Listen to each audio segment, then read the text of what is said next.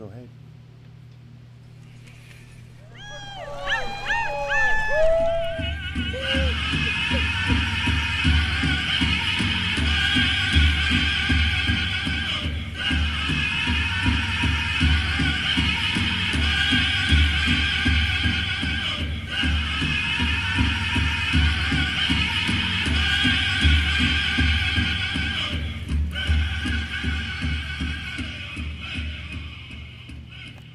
Right. Welcome back, YouTubers. This is Inland Northwest Native News, and Happy New Year. I'm Jeff Ferguson. I'm your co-host, Margo Hill. Woo, Jeff, it's Monday morning. You know, a lot of area universities are back to school. Our grade schools, our high schools, those that are in person are up and at it this morning. They're going at it. Boy, I'm sure it's a relief to some of the parents, at least getting them back to the Zoom meetings or whatever they're doing, but you know, trying to get everything kind of back to normal or back on track or headed in some direction in the new year. I wore my Yaya Marion beads so I can have a little power get me up and out this morning. All right.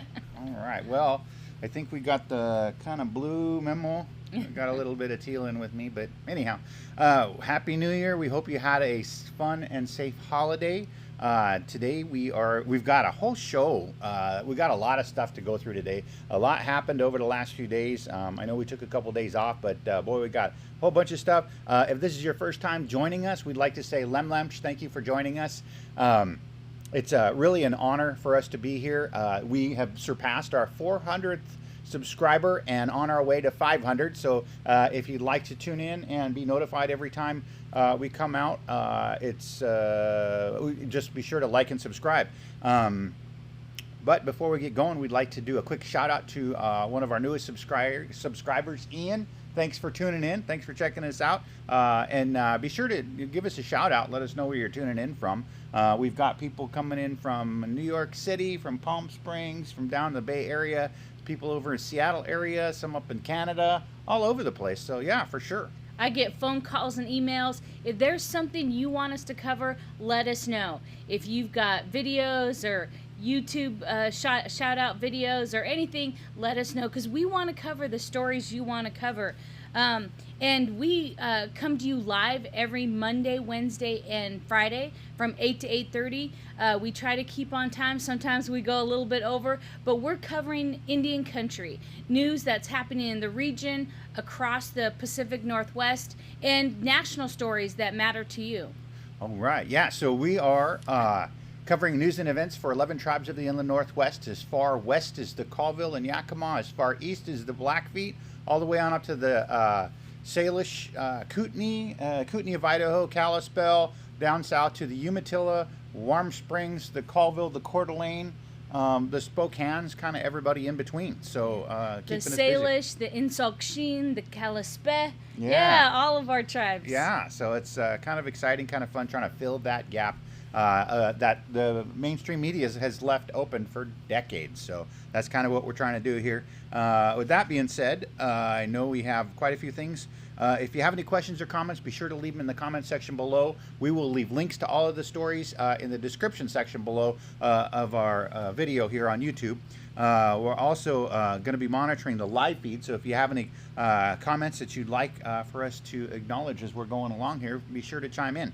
We're here for you. You know, this is something that is designed to interact. If you have any videos, if you have any story ideas, be sure to let us know about those.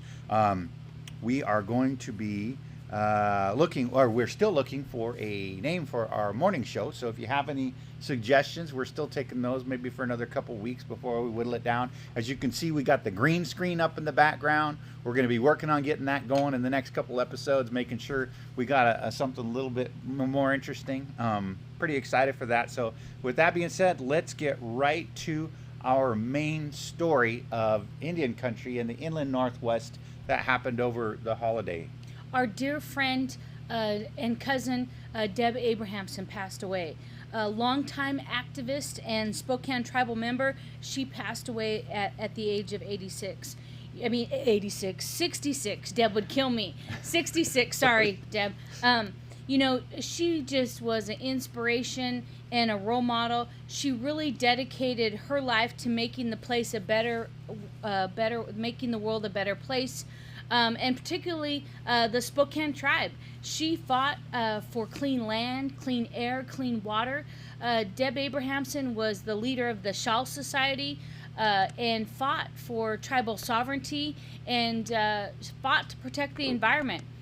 Deb, along with her daughters, really worked hard.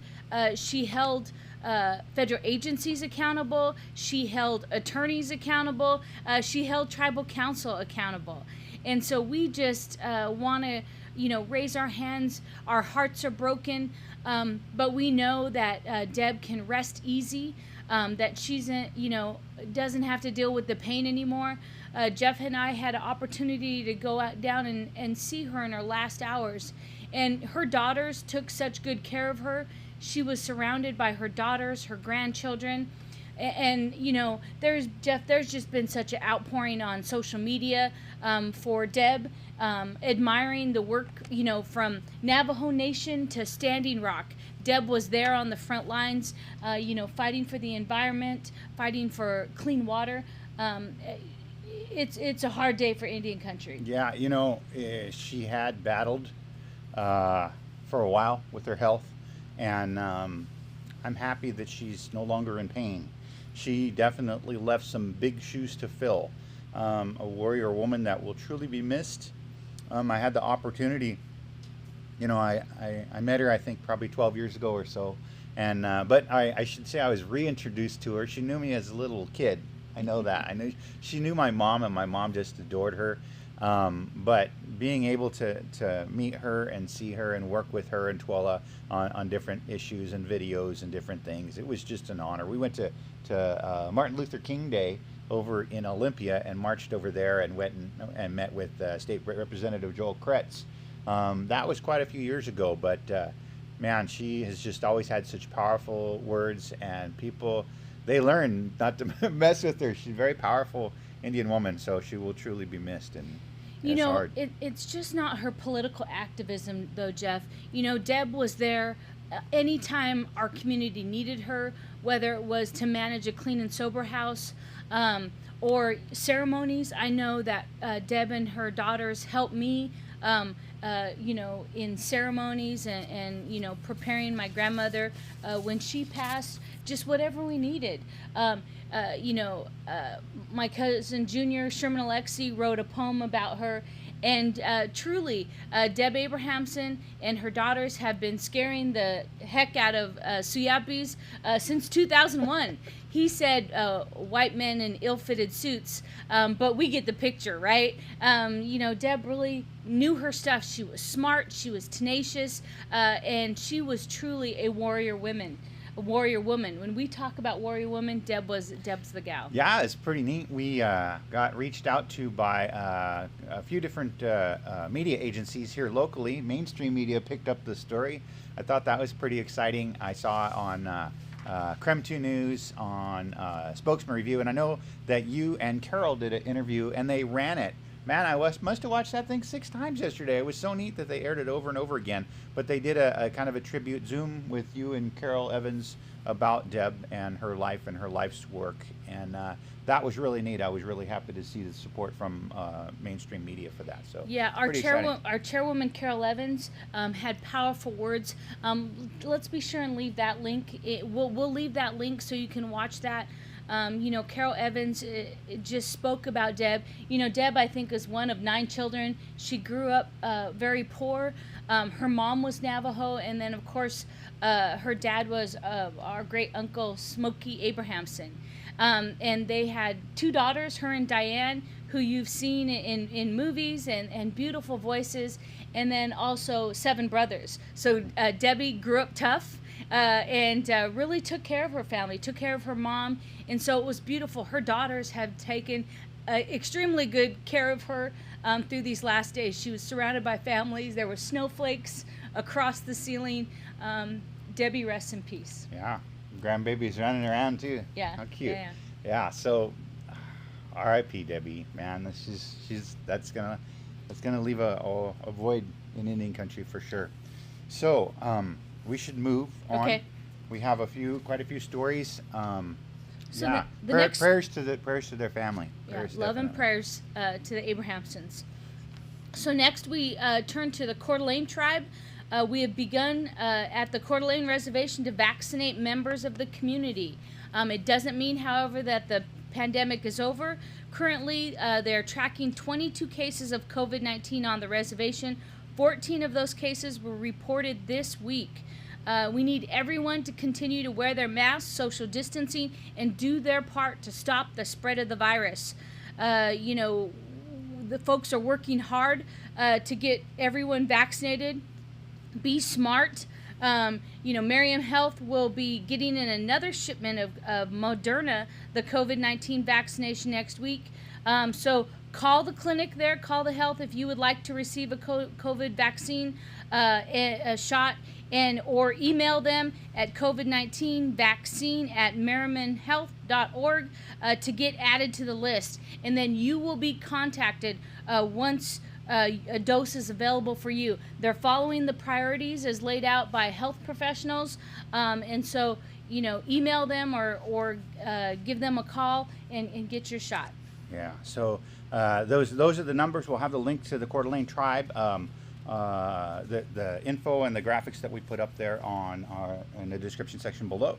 So moving right along, Lake Washington Sockeye hit record low. Another signature Seattle fish at brink of extinction.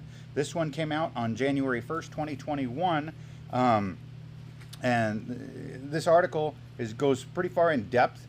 It says they are as Seattle as the Space Needle. But Lake Washington sockeye, once the largest run of sockeye in the lower 48, are falling. So we got another problem with another salmon run. This is a major salmon run, the biggest one in the lower 48. And there's been the smallest run recorded on history to Cedar River in 2020, a bottoming out after years of declines. There hasn't been a fishery on Lake Washington sockeye since 2006, and now extinction looms. So even though they pushed that off and pushed it off, that's 14 years, 15 years now.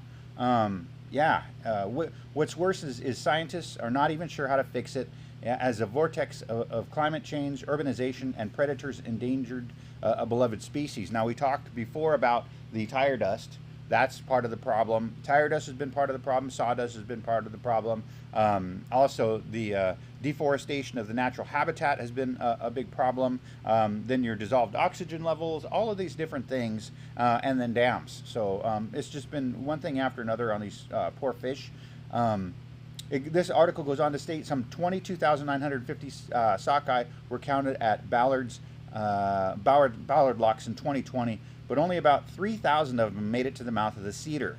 Wow, that's 19,000 fish that did not make it. Almost 20,000 fish. Another 40 to 50% of those fish typically die on the spawning grounds before they can reproduce. Not even a $31 million hatchery project by Seattle Public Utilities built in 2011 to replace the failing interim hatchery has delivered the rescue expected. It's not only Seattle's storied summer sockeye that run the risk. Lake Salish Kootenai are on life support, circling in a tank in a captive brood of Orcas Island. Local steelheads are goners.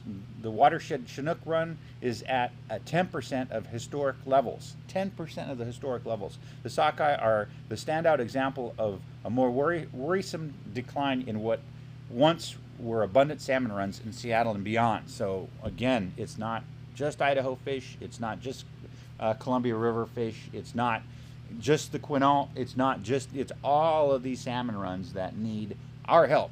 Right. They can't speak for us. We need to get out and say something. Yeah, Jeff, salmon can't speak for themselves. So as Jason Elkins from the Muckleshoot tribe said, we need to speak for the salmon. We need to protect them, do everything we can.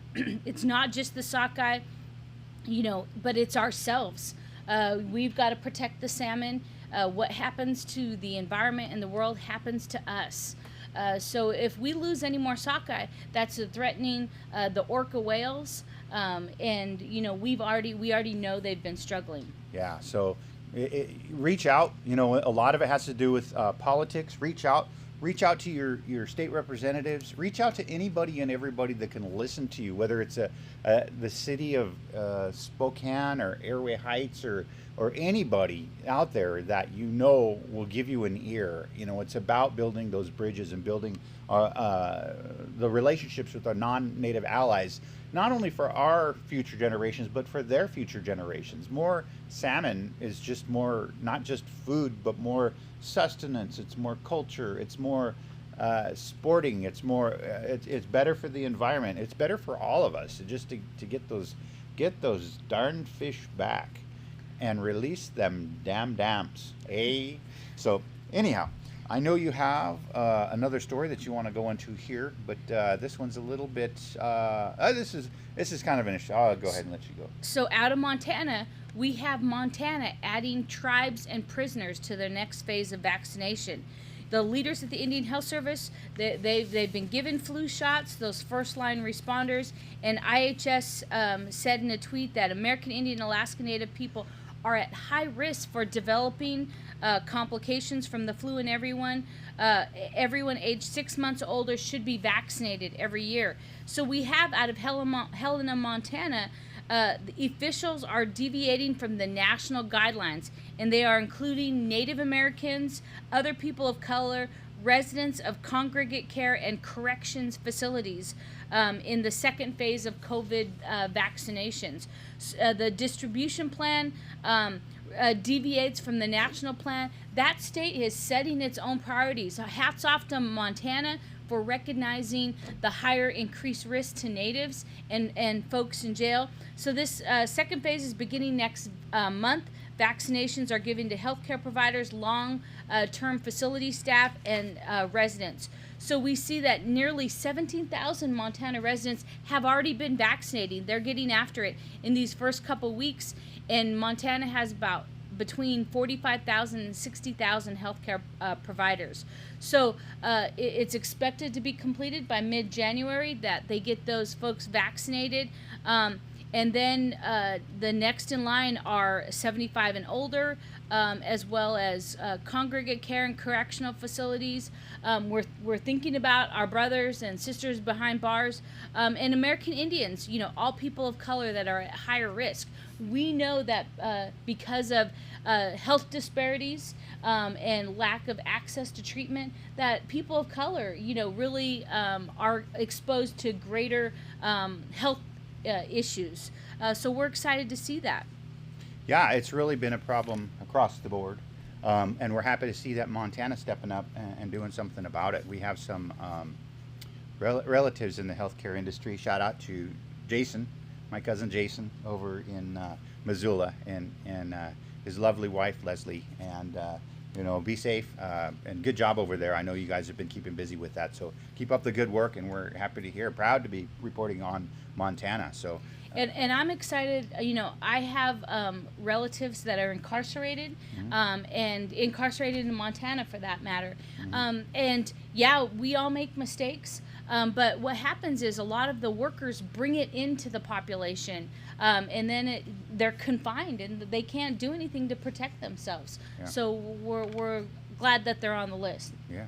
All right. So our next story is Oregon tribes receive COVID vaccine with the help from Lamprey freezers. This is on the Umatilla Reservation. This article came out on December 23rd, so this was actually a little bit after Christmas, and this was KGW that ran this. This article tells us a little bit about the Umatillas, the Confederated Tribes of Umatilla Indian Reservation. The first round of vaccinations are complete, with more priority vaccinations on the way. Pendleton, Oregon, the first group of people within the Confederated Tribes of Umatilla Indian Reservation, has completed its first round of COVID-19 vaccinations. U.S. Marine Corps veteran and tribal elder Chaz Webb was one of the first to receive a shot at Yellow Hawk Tribal Health Center in Pendleton last week. I didn't feel it, he told health providers. The center CEO, Liz Guzman, said, Lisa Guzman, yeah. Lisa Guzman said, tackling the pandemic from the reservation presents unique challenges. We're trying to break down those barriers of distrust, Guzman says. She is a Nez Perce, And she explained many Native communities do not trust government systems. That means more people tend not to have adequate health care and more likely to have underlying health conditions. Access to resources can also be tough. We have trouble recruiting healthcare workers to the area, Guzman said. It's a whole other layer for us. The health center serves about 3,500 reservation members of the Confederated Tribes of Umatilla. Since the pandemic began, staff have worked to, to educate the community about COVID-19. Public service announcement videos show ways to distance and protect others. Last weekend, about 300 members were vaccinated. Healthcare workers and vulnerable tribal elders received priority. They will receive the second dose of Pfizer vaccine in early to mid-January. Pfizer vaccine has been beyond reach for many other rural health providers since it requires ultra-cold storage. However, Yellow Hawk Tribal Health Center received an unexpected donation that made vaccine storage possible. We received our freezer from the Department of Natural Resources. It's a Lamprey research freezer, Guzman said. I thought that was pretty cool. When we get a Lamprey freezer helping out with COVID, here's a shot of the Lamprey, and there's one of the freezers they got. It's a pretty good-sized freezer, and I could see how that would hold quite a few doses of the vaccination. We've got to use our Indian ingenuity in Indian country. We are strong and resilient, and resourceful. We will do whatever it takes to keep our people safe. And if we're going to use our Lamprey freezer, Fish and Wildlife, thank you for stepping up. Thank you for sharing that with the health officials. All right. Yeah, and quick shout out to, again, Irv, thanks for joining us. We got Roy C. out there checking in with us. So thank you for tuning in. And I want to shout out to Lisa Guzman, a Nez Perce tribe member working down at the Umatillas. You know, she worked many years here for the Kalispel tribe at Camas Health. Oh. And she's just a sharp individual. And I know that she's working across Indian Health Service to get those folks the vaccination. So shout out to Lisa. All right. That's good to hear. So our next story, again, vaccine trials, a fast rollout reveals distrust. This is from the Associated Press. Flagstaff, Arizona, the news came in during a hopeful time. We have daily coronavirus cases in the single digits, down from spring break peak, 238. That made the Navajo Nation a hot spot. The tribe wanting to ensure COVID-19 vaccination, really they wanted to be effective for its people and said it would welcome Pfizer clinical trials on its reservation. Right away, tribal members were working. They accused the government of allowing them to be guinea pigs, pointing out painful times in the past when Native Americans didn't consent to medical treatment or weren't fully informed about that. So the Navajo Nation Review Board gave the study a quicker approval than normal after researchers with Johns Hopkins University Center on American Indian Health made the case for diversity. Without Native volunteers, how would they know if tribal members responded to the vaccinations? So Jeff, I don't know if you know much about that story, but really we know that often Native Americans have effectively been denied the opportunity to participate in clinical trials because almost all the study sites are in large urban areas and have not done effective outreach to Native Americans. So we see that about 460 Native Americans participated in the trials for the vaccine by Pfizer and its German partner biotech, including Navajo Nation members. The enrollment reflects the growing understanding of the role that people of color play in vaccine development and the push to rapidly deploy this to curb the infections among those populations. Yeah, it's tough. It's a tough thing. We historically have not had the best health care. Haven't had the best relationship with the federal government as far as health care. When you go into things that have happened over the generations, it gets devastating very quickly. And so I can understand why there's some hesitation, to go through this. I myself am still up in the air. I know they've distributed vaccines we had what we've heard so far. We heard the Kalispels, we heard the Coeur d'Alenes, some of the Spokanes get it already? Oh, yeah. Some of the Spokanes got it. I know healthcare workers on the front line, some of them have got it already, but it's like we are still, you have I think the first vaccination is supposed, or the second vaccination is supposed to be 20 days out on one of them.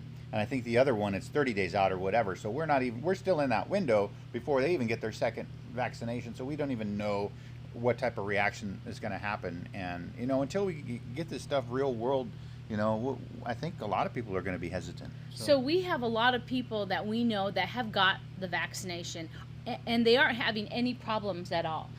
We know Billy Flett at the Boys and Girls Club are now our tribal language teachers. We're moving into our language teachers set as a priority.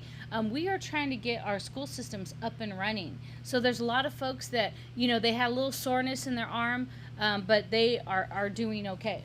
So we talked in the last episode, the last live stream, a little bit about some of the numbers here in Spokane area. Between Spokane and Coeur d'Alene, we're roughly 400,000 people between Kootenai and Spokane County. And with that many people, again, like when I went over the numbers, it would take 40 facilities, 40 different people vaccinating somebody 8 hours a day every 5 minutes. It would take them 6 months to get through everybody's vaccinations here. And unfortunately, I don't think we're vaccinating at that rate, which means that this would be pushed out. And assuming there's no weak links in the supply line, this could be a year or 2 years out. And I know that we need this now. I have an uncle that came down with COVID, and it's kind of devastating to him. So prayers to my Uncle G. I hope you're doing okay. And hopefully we'll be able to pull through this. I know he went into ICU, and I know that's probably the sickest of anybody that I know that has been. But it took a little while to get here. But he's a Spokane elder. We still need this stuff for our elders, and we still need it distributed, and we still need regulations to do it safely for everybody. So we have had family in the hospital, but a couple of folks are home, and we're a shout out to the Alexi twins. Arlene was in the hospital, but she's doing better. Kim now is back home. Coeur d'Alene and Spokane Indians right here in our area. So shout out to Kim and Arlene Alexi. They're doing better today. Yeah. All right. Well, thank you for sharing that story with us. That's a great story. So moving right along, we have a story about another statue. So a statue in Boston of Abraham Lincoln with freed slave kneeling at his feet is removed. So this one came out, and this one is, I caught this one on Yahoo. So Yahoo, they often report stories from a bunch of different news sources. They'll run stuff from, for instance, Associated Press, like you caught that one. And by the way, that last Associated Press story we ran also can be found on Indian Country Today. So again, we'll leave the links. This statue in Boston, a statue depicting a freed slave kneeling at the feet of President Abraham Lincoln, was removed from his perch in Boston's Park Square this week. Workers took down the statue, called the Emancipation Group, early Tuesday morning after Boston officials voted to dismantle the 141-year-old monument over the summer. The bronze statue, a replica of one in Washington, aimed to commemorate the Emancipation Proclamation of 1863 and honor President Lincoln, but critics have long deemed the display degrading and racist. In June, nationwide protests over racial injustice reignited calls for the statue's removal, prompting the Boston Art Commission to vote unanimously in favor of taking it down. As we continue our work to make Boston a more equitable and just city, it's important that we look at the stories being told by the public art in all of our neighborhoods, Boston Mayor Marty Walsh said in a statement at the time. After engaging in a public process, it's clear that residents and visitors to Boston have been uncomfortable with this statue and its reductive representation of the black man's role in the abolitionist movement. So this is something that they've been working on getting taken down. It's something that has been up for 141 years, and because of the momentum of these movements nationwide, and I have to look, we say, George Floyd and the Black Lives Matter movement really did a big thing, but I always have to go back and say, even before that, we had Standing Rock, and I think Standing Rock ignited and sparked all of these movements that were able to come together in times of need. And I think George Floyd, there were lots of Native representation that George Floyd, about every Native protester I know went out for George Floyd. So I think all of this stuff, when we took down the statue in St. Paul, Minnesota, of Columbus, there was a statue in Santa Fe that went down. There was a Robert E. Lee statue that came down. And then, of course, we had the name change of the sign here in Spokane. And that brings us to the statue that we have here in Spokane of President Lincoln. And we talked about this before, where it's one of those things where it's a statue of Lincoln, and he's recognized and appreciated by the African American population so much more so than the Native population. It's an uphill battle for us to get those statues removed because of what he had done for the slaves. But we can't forget about the Dakota 38. That's been something that's just every year comes back around, and it's just a reminder. When you drive by that statue and you look up at it and you're like, yeah, and this last year somebody went by and threw some red paint on the statue, and then it was we talked about it before. The mainstream media was like, we can't understand why anybody would do that.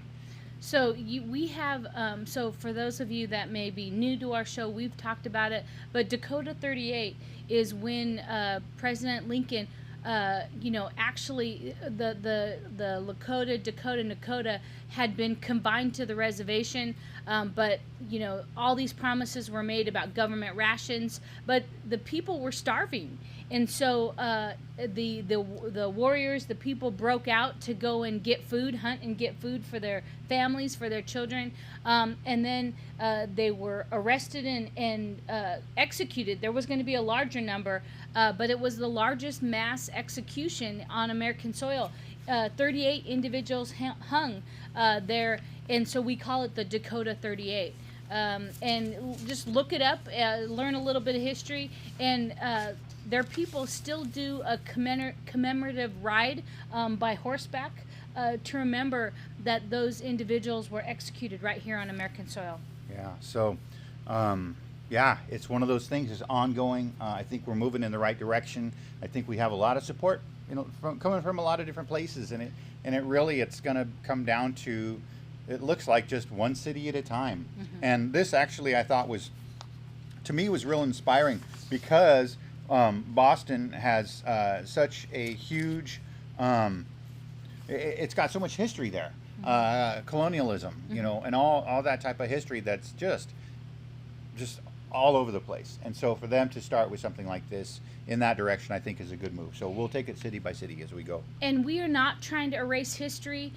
We just want the true history. Tell the real story. As one of our tribal elders, Jim Saijon, says, we are getting closer to the truth. And that's what matters. Yeah. Okay, so Jeff, we better keep moving. We're just about out of time. And so I just wanted to share that there's a new endowment established at the Salish Kootenai College Foundation and Headwaters Foundation in honor of Penny Kipp. So this is out of Pueblo, Montana. Salish Kootenai College, in its efforts to support the college's mission to provide quality post-secondary education opportunities for Native Americans locally and throughout the United States, are administering endowments, providing student scholarships, supporting programmatic growth, and enhancing facility capacity. So they're looking at ways to have financial resources that are leveraged and applied to SKCF, welcomes meaningful participation. And so here, the endowed scholarships really represent the best of what we have in Indian country, while capturing the values and the spirit of folks that are giving. So the endowment's namesake we see is Penny Kipp, and we are welcoming, we want to honor Penny. She was the first official employee of the Salish Kootenai College and served on the Headwaters Foundation Board from 2018 to 2020, but really did a lot of work in Indian country, and has this legacy for the Salish Kootenai College. She loved it so much, the creation of the college to give our young Indian people opportunity. There are so many challenges beyond tuition that we have when we're attending college. Yeah, you got books, you got rent, you got utilities, you got insurance, you got all these different things out there. They all add up, and there's growing need, but there's also growing opportunity. You know, we see these guys. We also see, shout out to Charcusta News for posting this story. It's a great story. You know, organizations, endowments like this with American Indian Graduate Center and tribes and you know, even some of the federal funding out there. You combine all that and you can get your funding for school. You know, you can do it. It's not, doesn't always have to be ramen all the way, you know. Yeah. So that's pretty exciting. And Margo says, get your FAFSA done starting January 1st. The American Indian Graduate Center opened their application. So we'll be doing a upcoming workshop on applying for scholarships for Native students. So yeah, lots of stuff going on in Indian country. Yeah, and American Indian Graduate Center, they gave away, I think they said $15 million last year, and they are not just funding graduates, they are funding undergraduates too. So don't let that, you know, be a barrier to you. Try to overcome those barriers. Shout out to Angelique. Yeah, she's running it there at the American Indian Graduate Center, a Salish Kootenai member herself. So yeah. Shout out to her. Exciting organization. We got to work with those guys and pretty exciting stuff. So anyhow, moving right along, the last story that we have is pretty exciting. This is on a global level. We have Australia changes national anthem to reflect Indigenous past. BBC News published on December 31st, 2020, Australians will sing a different version of their national anthem from January 1 after Prime Minister Scott Morrison announced a change to the words on Thursday. The anthem will no longer refer to Australia as young and free in an attempt to reflect the country's long Indigenous history. The announcement was a surprise, but welcomed across the government. Mr. Morrison said he hopes the change will create a spirit of unity. Yeah, so it goes on to state, people inhabited Australia for tens of thousands of years before it was colonized by mostly white English settlers in the 18th century. The line to be removed in the anthem, which is called Advanced Australia Fair, is "For we are young and free." Instead, the people will sing, For we are one and free." So they go from "we are young and free" to "we are one and free." That's pretty exciting. You know, they have a huge indigenous population there, and it's exciting that this is happening. So we're making these changes not just on a local or regional level, not just nationally, but internationally. I can't even believe the support that I've seen, not only for George Floyd, not just for Standing Rock, but for on the individual level. You know, I hate to always go back to Standing Rock, but it was exciting to see we had Indigenous people from Australia and New Zealand that showed up at Standing Rock. That was really exciting when you get to hear, and you can hear their native tongues and see them celebrate. And as my friend Jacob said, for the first time in his life at Standing Rock, he felt it was okay to be Indian. And I thought that, and it really summed it up for a lot of people that were out there. So it was pretty exciting. This is really exciting. This is positive moving in a positive direction. So yeah, one people not recognizing that colonization. So Jeff, as we wrap up today, I'd like to wish happy birthday to Adam Amundsen. A shout out, a Colville tribal member, an amazing amazing fisherman. Amazing fisherman. He brings salmon to our house. A great planner. He's working at the Coeur d'Alene Tribe Planning Department. Also, I want to give a shout out to Graham Wiley Camacho. Happy birthday to Graham. You know, amazing linguist. He is an expert in Sockeye. Amazing linguist. He works right here at our Salish school. We love our Salish school. Jeff and I, work hard to support him. And then lastly, I want to wish a happy birthday to Yolanda Bowman from the Kalispel Res. All right. Yolanda does a lot for the community there and works on cultural activities. And just a shout out to Yolanda. All right. Happy birthday, guys. Thank you once again for joining us, and we will see you 8 a.m. on Wednesday. Thanks again.